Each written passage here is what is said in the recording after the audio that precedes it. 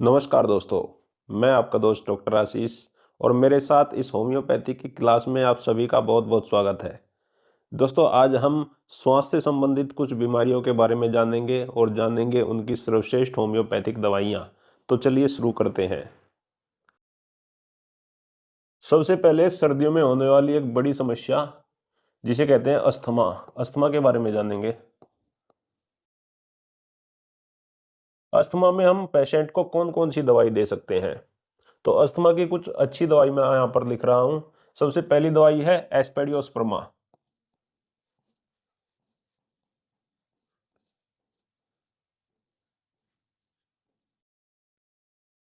एस्पेडियोस्पर्मा mother tincture में 15-15 बूंदे यदि दिन में 3 बार देंगे तो ये फेफड़ों के टॉनिक के रूप में काम करती है। फेफड़ों से मलगम को बाहर निकालती है और जो सांस लेने में व्यक्ति को तकलीफ हो रही है उसमें बेहद आराम करती है, क्योंकि ये शरीर में फेफड़ों में हमारे खून में ऑक्सीजन के लेवल को बढ़ा देती है। तो एस्पेडियोस्पर्मा क्यूब बहुत अच्छा काम करती है अस्थमा पेशेंट में। दूसरी एक और बहुत अच्छी दवाई है जिसका नाम है बलाटा ओरिएंटेलिस।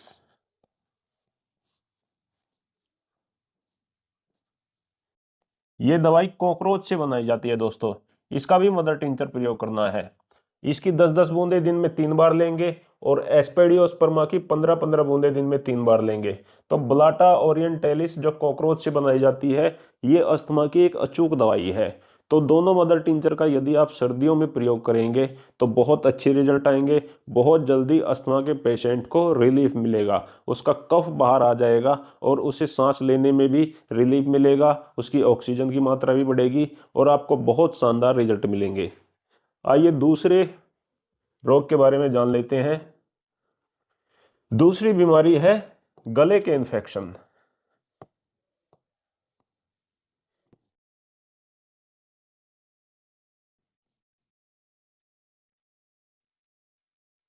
दोस्तों, गले के इन्फेक्शन कभी कभी ठंड के कारण से अचानक से गले में दर्द हो जाता है।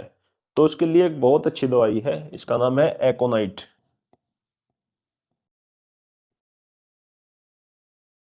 एकोनाइट को 30 पोटेंसी में 4-4 बूंदे हर 1 घंटे के बाद में पेशेंट को दिला दीजिए। उसे 8 से 10 बार दिला दीजिए दिन में। तो एक दिन में ही उसके गले का इन्फेक्शन ठीक हो जाएगा। यदि ठंडी हवाओं के कारण से गले में इन्फेक्शन हो गया है, टॉन्सिल में दर्द होने लगा है, खाते पीते समय गले में दर्द होता है, तो एकोनाइट से ये समस्या बिल्कुल ठीक हो जाएगी। दूसरी दवाई जो गले के इन्फेक्शन में दे सकते हैं, इसका नाम है बेलाडोना।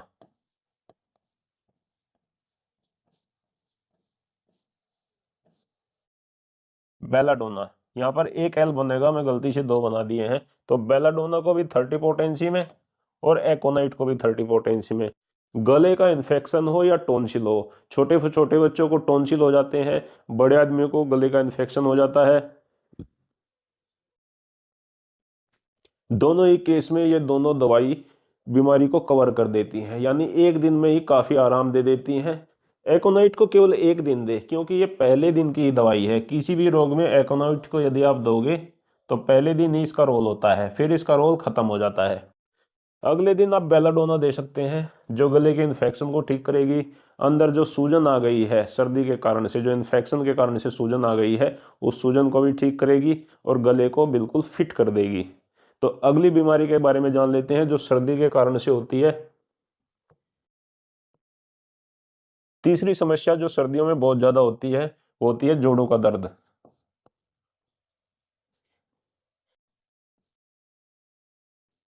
दोस्तों, मेरा हिंदी का जो राइटिंग है वो बहुत ख़राब है, तो आप थोड़ा एडजस्ट कर लेना, ठीक से समझ लेना। ये लिखा हुआ है मैंने जोड़ों का दर्द।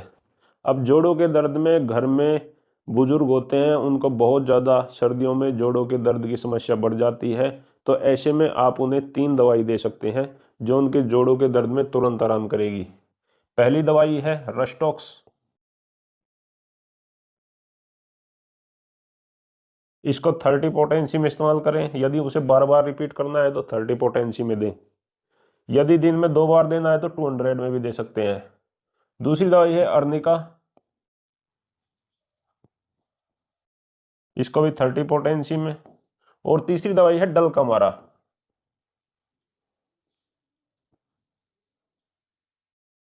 इसको भी 30 पोटेंसी में। तो दोस्तों ये तीनों दवाई मिला के एक जगह आप कॉम्बिनेशन भी बना सकते हैं और अलग अलग इनकी 4-4 बूंदे आधे कप गुनगुने पानी में डाल के भी पेशेंट को दे सकते हैं। तो जैसे पेशेंट को बहुत ज़्यादा दर्द है तो उसे एक एक घंटे के बाद, हर एक घंटे के बाद ये दे दीजिए। तो 3-4 बार देते ही पेशेंट को आराम आ जाएगा। वैसे जब पेशेंट को आराम आ जाए तो आप इसे दिन में 3 बार भी दे सकते हैं। लगातार इसको पूरी सर्दी भी दे सकते हैं। तीनों दवाइयों को, इनका कोई भी साइड इफेक्ट होने वाला नहीं है और पेशेंट को दर्द में बहुत ज़्यादा आराम इससे मिलेगा। चौथी समस्या के बारे में जान लेते हैं जो सर्दियों में अक्सर बहुत ज़्यादा बढ़ जाती है, और वो है पेट का इन्फेक्शन। क्योंकि सर्दियों में आदमी बहुत ज़्यादा बाहर का खाना खाता है, बाजार जाता है, कहीं पर समोसे खा रहा है, कहीं पर डोसा खा रहा है, कहीं पर बाजार की अलग अलग चीज़ें खा रहा है, छोले भटूरे खा रहा है। क्योंकि सर्दियों में खाने पीने का बहुत ज़्यादा मन करता है। अक्सर घर की जो महिलाएं होती हैं वो बाहर का खाना बहुत ज़्यादा पसंद करती हैं। पिज़्ज़ा है, बर्गर है, डोसा है, ये सब बाहर के जो आइटम हैं इनको खाने से पेट में इन्फेक्शन हो जाता है। क्योंकि जो हम घर पे खाना बनाते हैं तो शुद्धता का ध्यान रखते हैं, लेकिन बाहर वे पता नहीं कैसे तेल में बना रहे हैं, कैसा बासी भोजन आपको करा रहे हैं, तो उससे अक्सर पेट में इन्फेक्शन हो जाता है। तो इस पेट के इन्फेक्शन को ठीक करने के लिए हमें कौन सी दवाई देनी है ये आप समझ लीजिए। तो अचानक से अगर पेट में इन्फेक्शन हो गया और आपके पेट में दर्द शुरू हो गया तो पहली दवाई आप दे सकते हैं नक्स वोमिका। सॉरी, मैं एक बार यहाँ पर नाम लिख देता हूँ रोग का।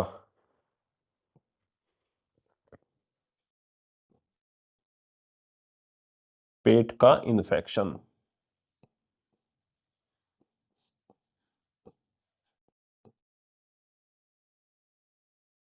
तो यदि दोस्तों पेट में इन्फेक्शन हो गया है तो पहली दवाई आप देंगे, जैसे पेट में दर्द हो गया है तो उसको दे दो नक्स 30 पोटेंसी में, और इसको 1 घंटे में दोबारा से रिपीट भी कर दो। तो यदि उसको दर्द गैस का होगा, एपच का दर्द होगा, या बहुत ज़्यादा तला भुना खाने के कारण से उसको दर्द होगा, तो वो नक्स से बिल्कुल ठीक हो जाएगा। अगर नक्स से दर्द ठीक नहीं हो रहा है तो समझना ये गैस का दर्द नहीं है, ये एपच का दर्द नहीं है, इसके पेट में इन्फेक्शन हो गया है। तो इन्फेक्शन को ठीक करने के लिए उसे दवाई देनी है आर्सेनिक।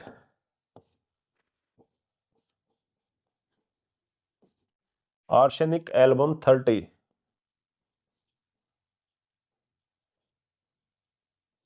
30 में भी दे सकते हैं। 30 में तो सभी ले सकते हैं, बच्चे भी ले सकते हैं, बूढ़े भी ले सकते हैं, लेकिन जो जवान हैं वो 200 पोटेंसी में भी ले सकते हैं। तो इसको 30 में दे दें या 200 में दे दें? 200 में तो केवल 2 खुराक दे दें। एक खुराक तो अभी दे दी 4 बूंदे डायरेक्ट टंग पे, एक खुराक फिर 3-4 घंटे के बाद दे दी। 2 खुराक में ये पेट के इन्फेक्शन को ठीक कर देगी। लेकिन अगर बच्चे हैं तो बच्चों को 30 पोटेंसी में आप दिन में 3 बार दीजिए, पेट के इन्फेक्शन को बिल्कुल ठीक कर देगी। उसके साथ साथ यदि दस्त लग गई है, पेट में इन्फेक्शन ज़्यादा हो गया है, आपने आर्सेनिक एल्बम तो आप दे रहे हैं, लेकिन उसके साथ साथ दस्तों को रोकने के लिए क्या दे सकते हैं? तो दस्तों को रोकने के लिए आप पोड़ो दे सकते हैं, पोड़ो को 30 पोटेंसी में, और चाइना दे सकते हैं, चाइना को भी 30 पोटेंसी में। इनकी भी 2-2 बूंदे दिन में 3 बार दे दें तो ये लूज मोशन को भी ठीक करेंगी और आर्सेनिक पेट के इन्फेक्शन को ठीक करेगी। तो ये 3 दवाई एक साथ चला दो, आर्सेनिक एल्बम चला दो, पोड़ो चला दो, चाइना चला दो। इन तीनों से पेट का इन्फेक्शन पूरी तरह से ठीक हो जाएगा। तो अब जान लेते हैं कि चौथी वे कौन सी बीमारी है जो सर्दियों में बहुत ज़्यादा आती है और जिसमें हम होम्योपैथिक दवाई से उससे बहुत जल्दी कंट्रोल कर सकते हैं। दोस्तों सर्दियों में एक समस्या और बहुत ज़्यादा आ जाती है जिसे कहते हैं सूखी खांसी। तो सूखी खांसी के बारे में जान लेते हैं। यदि खांसी बिल्कुल सूखी हुई है, रोगी खांसता है, धो धो की आवाज़ आती रहती है लेकिन बलगम बिल्कुल नहीं निकलता, पूरी रात रोगी खांसता रहता है, कुत्ते जैसी खांसी की आवाज़ आती है, धो धो धो धो पूरी रात चलती रहती है, लेकिन पेशेंट को नींद बिल्कुल नहीं आती। जैसे ही बिस्तर पर लौटता है खांसी शुरू हो जाती है और पूरी रात सूखी खांसी होती है। तो सूखी खांसी के लिए अक्सर सर्दियों में बहुत अच्छी दवाई आप लोगों को बता रहा हूँ, इसका नाम है ड्रोसेरा।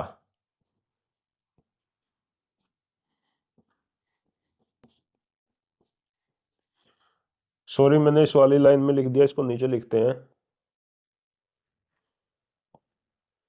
सूखी खांसी के लिए ड्रोसेरा, ड्रोसेरा को 30 पोटेंसी में 2-2 बूंदे दिन में 3 बार देंगे तो ये सूखी खांसी की एक बहुत अच्छी दवाई है। दूसरी दवाई आपको बता देता हूँ सूखी खांसी की, इसका नाम है स्पोंजिया, स्पोंजिया टोस्टा। इसको भी 30 पोटेंसी में आप 2-2 बूंदे दिन में 3 बार दे सकते हैं। वैसे तो सूखी खांसी की बहुत सारी दवाइयाँ हैं, लेकिन ये स्पेशल कुत्ते वाली खांसी के लिए ड्रोसेरा है, और जो बहुत ज़्यादा सूखी खांसी है उसके लिए स्पोंजिया है। आप सूखी खांसी में ब्रोनिया भी दे सकते हैं, ब्रोनिया भी सूखी खांसी में बहुत अच्छा काम करती है।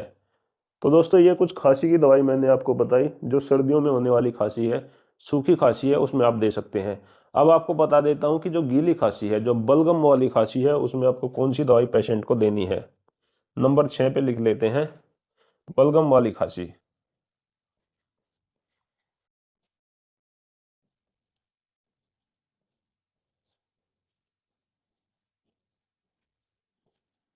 बलगम वाली खांसी जो आवाज करते हैं, जैसे वो व्यक्ति खांसता है तो उसके सीने से घरड़ घरड़ की घड़ घड़ की आवाजें आती हैं, तो ये बलगम वाली खांसी के लक्षण है। तो बलगम वाली इस खांसी में कौन सी दवाई सबसे बेस्ट है, सर्दियों में हम कौन सी दवाई दें ताकि उसके छाती का बलगम साफ हो जाए और रोगी को दोबारा से बलगम भी ना बने, यानी बलगम साफ भी हो जाए और दोबारा से बलगम भी ना बने, ऐसी दवाई आपको बता रहा हूँ। पहली दवाई है Antim tart, Antim tart 30 potency में 4-4 बूंदे दिन में 3 बार। और दूसरी दवाई है इपिकॉक, इपिकॉक इसका नाम बहुत बड़ा है लेकिन शॉर्ट में इसे इपिकॉक भी बोल देते हैं, इपिकॉक से ही सब लोग इसे समझ लेते हैं। इपिकॉक 30 पोटेंसी में, एंटिम टार्ट 30 पोटेंसी में, दोनों की 4-4 बूंदे दिन में 3 बार लेने से बलगम वाली खांसी ठीक हो जाती है, बलगम निकल के साफ हो जाता है, फेफड़े एकदम साफ हो जाते हैं और खांसी ठीक हो जाती है और दोबारा से बलगम नहीं बनता। लेकिन यदि बहुत ज़्यादा बलगम बन रहा है, बार बार बलगम बन रहा है, इन दवाइयों से बलगम साफ हो जाता है, दोबारा से नहीं बनता, लेकिन अगर फिर भी बन रहा है तो आप उसे तीसरी दवाई के रूप में हिपर सल्फर दे सकते हैं, हिपर सल्फर।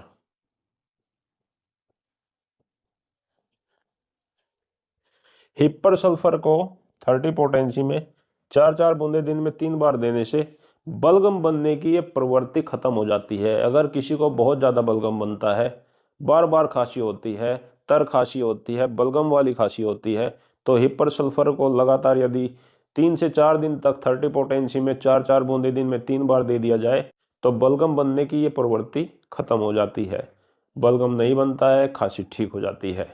तो दोस्तों आज के इस वीडियो में मैंने आपको सर्दियों में होने वाली कुछ समस्या और उनकी होम्योपैथिक दवाई बताई। तो आपको आज का हमारा ये वीडियो कैसा लगा, इस प्रकार मुझे बोर्ड पर समझाने का मेरा ये तरीका आपको कैसा लगा, ये कमेंट करके ज़रूर बताएं। और ऐसे ही यदि आप और वीडियो चाहते हैं तो कमेंट करके हमें बताएं, हम इसी प्रकार और वीडियो बनाएंगे। तो आप सभी लोगों का बहुत बहुत धन्यवाद, सभी को नमस्कार।